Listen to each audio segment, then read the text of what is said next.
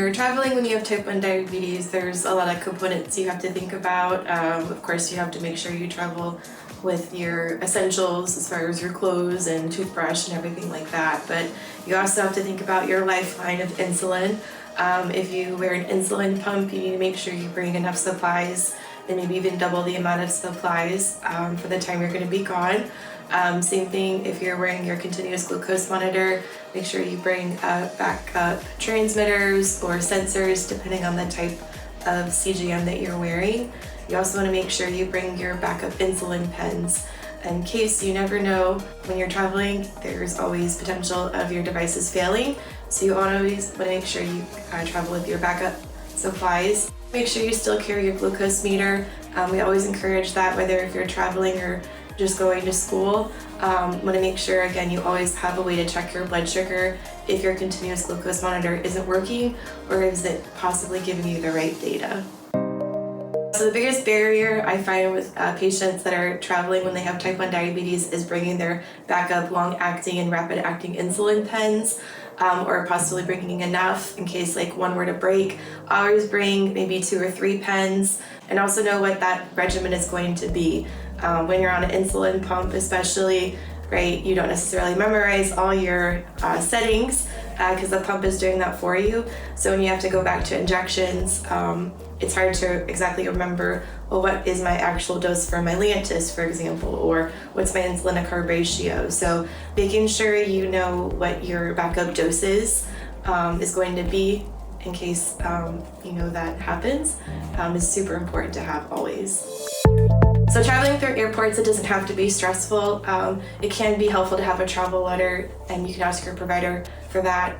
Depending on what type of device that you're using, you can usually find some travel letters on the website as well that you can print out and give to the airport personnel, just so you can prove, okay, like this is an actual medical device.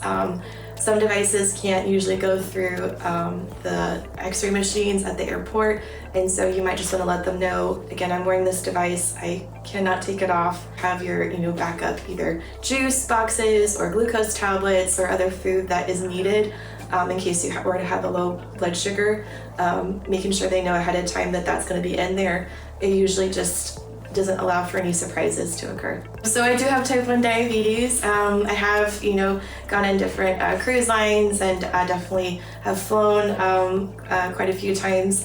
And just making sure that I have all of my supplies and I carry it on and not keep it in my baggage claim, because there's always a potential, right, that your bags could get lost. So making sure you have all of your backup supplies, your insulin pump supplies, your meter, your continuous glucose monitor supplies, and also snacks, and and also the emergency glucagon or Baqsimi spray is always good to have close to you at all times, because you want to just make sure if you need something right away, you know exactly where it's located. When you're on vacation, the purpose of it is to have fun. You want to make sure, though, that you're still staying hydrated. So make sure that you're still, looking at the amount of carbohydrates that you're eating, so that way you still give an appropriate dose. If your blood sugars are maybe not in perfect range, that's not so unexpected because you're going to be out of your routine. So just, try the best that you can with making sure if you're on an insulin pump, you're changing out your site appropriately.